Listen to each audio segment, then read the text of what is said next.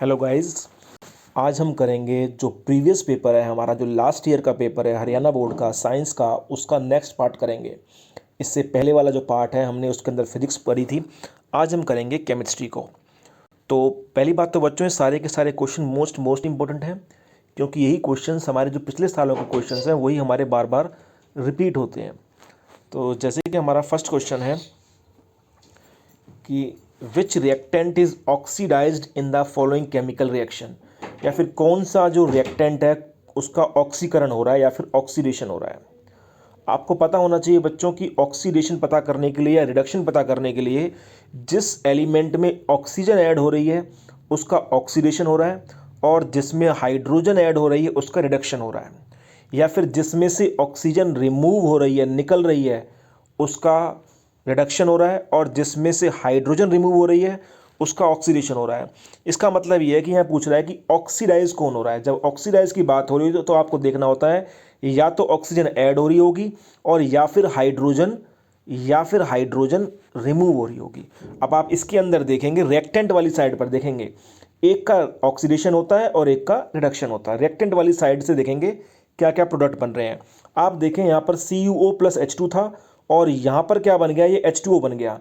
मतलब ये हुआ कि CuO से एक ऑक्सीजन निकला और किसको मिला, हाइड्रोजन को मिला, और यहाँ पर क्या बन गया, H2O बन गया। मतलब H2 को एक ऑक्सीजन मिला है यहाँ पर। और आपको पता है, मैंने बताया अभी अभी आपको, जिसको ऑक्सीजन मिले उसका क्या होता है, ऑक्सीडेशन। तो इसका मतलब यहाँ पर सिंपल सी बात पता लग गई कि H2 ऑक्सीडाइज हो रहा है, हाइड्रोजन का ऑक्सीडेशन हो रहा है। एक एलिमेंट का ऑक्सीडेशन हो रहा होता है रिएक्टेंट के अंदर, और अगर जिसका ऑक्सीडेशन हो रहा है, मान लो इसका ऑक्सीडेशन हो रहा है, तो इसका क्या हो रहा होगा, इसका हमारा रिडक्शन हो रहा होगा। जिसका ऑक्सीडेशन हो रहा है उससे दूसरे वाले का रिडक्शन हो रहा होता है, और रिएक्टेंट के अंदर ही होता है, प्रोडक्ट की बात नहीं होती। और एक के अंदर अगर ऑक्सीडेशन हो रहा है तो दूसरे वाले में रिडक्शन हो रहा होगा। तो सिंपल सी बात है कि यहाँ पर जब आपने देखा कि H2 था यहाँ पर, और प्रोडक्ट में ये क्या बन गया, ये बन गया H2O। इसका मतलब H2 को क्या मिली, ऑक्सीजन मिली। तो जिसको ऑक्सीजन मिलती है, जिसमें ऑक्सीजन का एडिशन होता है, वहाँ पर ऑक्सीडेशन हो रहा है। तो H2 का ऑक्सीडेशन हो रहा है, मतलब H2 ऑक्सीडाइज हो रहा है। तो इसका आंसर हमारा सिंपल सा हो गया कि यहाँ पर इसका H2 आंसर आ जाएगा। मैंने टिक कर रखा है इसको। नेक्स्ट क्वेश्चन देखते हैं, ये बहुत इंपॉर्टेंट क्वेश्चन है। ये कह रहा है कि बच्चों की इनमें 3 सॉल्यूशन दे रखे हैं, you have 3 solution A, B and C whose pH value is 4, 7 and 10 respectively. 3 solution दे रखे हैं हमारे, एक तो A है, एक B है और C है। A की pH वैल्यू 4 है, B की हमारी 7 और C की 10 है। तो इनमें पूछ रहा है कि कौन सा एसिडिक है। मैंने आपको बताया हुआ है, हमने आपको बताया कि जो pH वैल्यू से हम पता कर सकते हैं कि कौन एसिडिक और कौन बेसिक है। आपको पता होना चाहिए 7 वाले होते हैं न्यूट्रल, 7 से कम वाले होते हैं एसिडिक, और 7 से ज़्यादा वाले होते हैं बेसिक। तो आप देख लें, 7 से कम होना है, 7 से कम हमारा 4 है, तो 4 कौन सा है, A है, यानी कि A वाला AS हमारा एसिडिक होगा। तो A जिसकी pH वैल्यू 4 है वो एसिडिक होगा। इसका आंसर है A, जिसकी pH वैल्यू 4 है, क्योंकि 7 से कम वाले एसिडिक होते हैं, 7 वाले न्यूट्रल होते हैं, और 7 से ज़्यादा वाले बेसिक होते हैं। नेक्स्ट क्वेश्चन है हमारा, एलिमेंट M फॉर्म से क्लोराइड विद MCl। एक एलिमेंट M है और वो क्लोराइड बना रहा है, उसका जिसका फॉर्मूला है MCl। तो ये पूछना चाह रहा है M क्या है, M क्या है। M सिंपल सी बात होगी, M क्या होगा बच्चों, हमारा M होगा, यहाँ पर पूछ रहा है सिलिकॉन है, एल्युमिनियम है, Na है या मैग्नीशियम है। तो इसका आंसर आएगा Na। क्यों आएगा, क्योंकि इसका फॉर्मूला क्या है, MCl है। तो इसका आंसर मतलब M की जगह पे क्या आ जाएगा, NaCl। अगर इसका फॉर्मूला होता MCl2, मैं बताता हूँ आपको, अगर हमारा MCl है तो क्या हो गया, NaCl, M की जगह पर क्या आ गया, Na इसका आंसर है। अगर फॉर्मूला होता MCl2 तो मतलब 2 आ रहा है, इसका मतलब 2 वैलेंसी वाला, 2 वैलेंसी वाला कौन होता है, मैग्नीशियम। तो इसका आंसर आता है MgCl2, इसकी 2 वैलेंसी होती है, मैग्नीशियम आंसर आता तब। अगर यहाँ पर फॉर्मूला देता MCl3, बाकी और सेट्स के अंदर ऐसे ही पूछे हुए हैं, अगर वो MCl3 होता तो M की जगह पर क्या आता आंसर, फिर हमारा आंसर आता Al, क्योंकि एल्युमिनियम की वैलेंसी 3 होती है, यहाँ पर 3 Cl जुड़े हुए हैं, AlCl3। और अगर हमारा यहाँ पर M होता है M, अगर ये फॉर्मूला होता हमारा MCl4 होता तो M की जगह पर क्या आता, Si, सिलिकॉन आता, क्योंकि सिलिकॉन की वैलेंसी 4 होती है। इस तरीके से हम पता करते हैं। आपको ध्यान रखना होगा Na की वैलेंसी 1, आप याद रख लें कि Na की वैलेंसी हमारी 1, Mg की वैलेंसी 2, Al की वैलेंसी 3 और सिलिकॉन की वैलेंसी 4 होती है। तो हमारा जब MCl फॉर्मूला दिया है मतलब एक वैलेंसी वाला, यानी कि NaCl आएगा, इसका आंसर Na आंसर आएगा।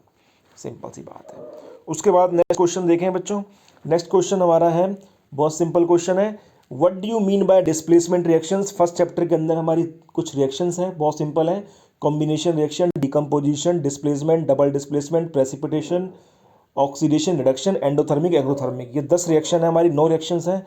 इन 9 रिएक्शंस में से एक क्वेश्चन 2 नंबर में जरूर आता है, और इस बार भी आया हुआ है। ये पूछना चाह रहा है कि डिस्प्लेसमेंट रिएक्शन क्या होती है।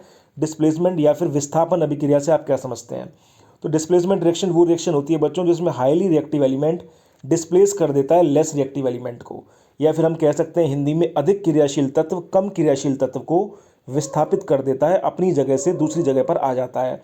आप इसका एग्जाम्पल देखें, Fe + CuSO4, FeSO4 + Cu।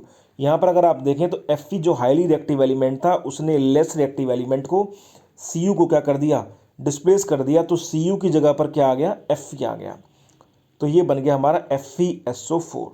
तो हाईली रिएक्टिव एलिमेंट ने लेस रिएक्टिव एलिमेंट को क्या कर दिया, डिस्प्लेसमेंट कर दिया, डिस्प्लेस कर दिया, उसकी जगह से हटा दिया। तो आप देख सकते हैं Cu की जगह पे क्या आ गया, Fe आ गया, या फिर अधिक क्रियाशील तत्व ने कम क्रियाशील तत्व को विस्थापित कर दिया।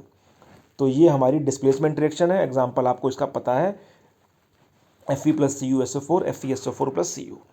नेक्स्ट हमारा है बच्चों, बेकिंग सोडा का रासायनिक सूत्र क्या है और इसको बनाने की विधि क्या है, या फिर what is the chemical formula of baking soda.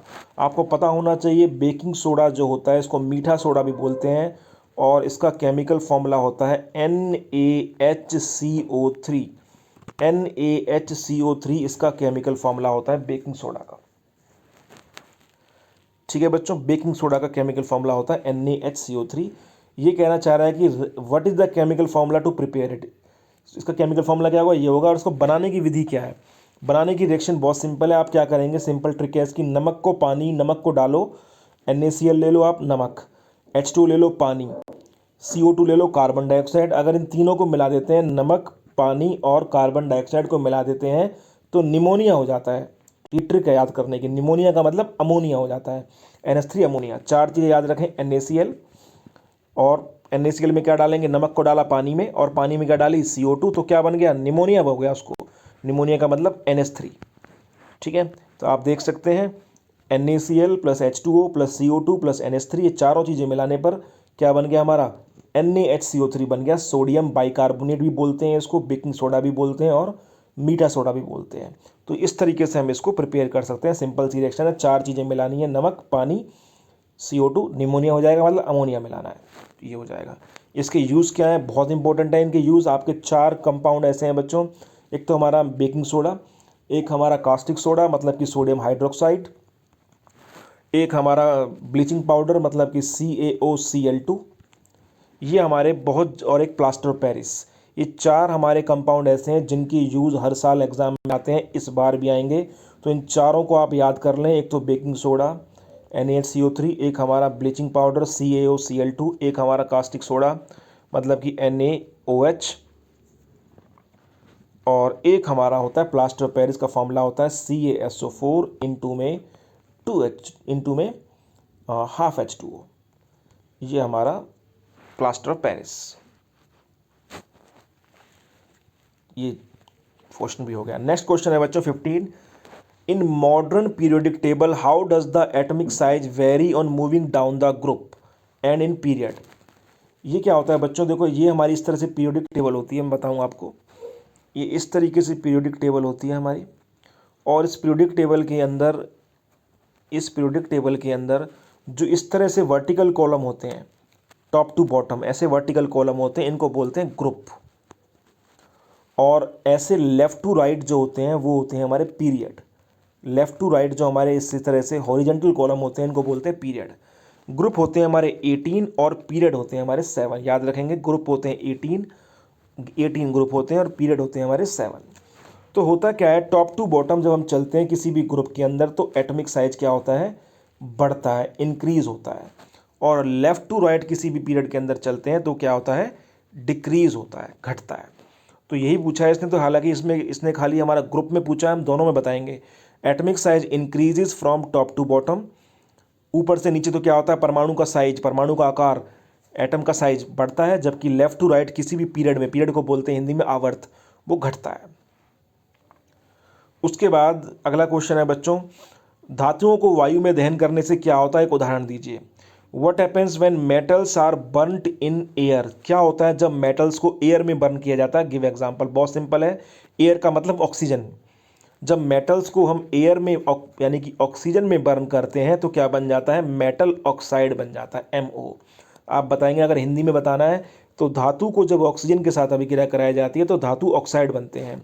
जैसे कि हम लिख दिया, when metals are burnt in air metal oxides are formed. जब भी मेटल को एयर में बर्न किया जाएगा तो क्या बनेगा, मेटल ऑक्साइड बनेंगे। इसका एग्जाम्पल हमारा ये हो गया 2Mg + O2, मैग्नीशियम में ऑक्सीजन मिलाया तो क्या बन गया, मैग्नीशियम ऑक्साइड 2MgO। इस तरीके से बच्चों ये हमारा नेक्स्ट हमारा क्वेश्चन हो गया। इसका जो सेकंड पार्ट है वो हमारा अब सिलेबस से रिमूव हो चुका है, इसलिए हम उसे नहीं करेंगे 16 क्वेश्चन का सेकंड पार्ट। तो आज इतना ही बच्चों, इसके लिए आगे हम इससे अगला पार्ट फिर हम नेक्स्ट वीडियो में करेंगे।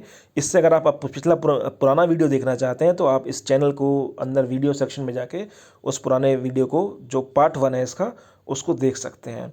और सभी इसको सब्सक्राइब कर लें ताकि आपके पास फर्दर वीडियोज़ आते रहें।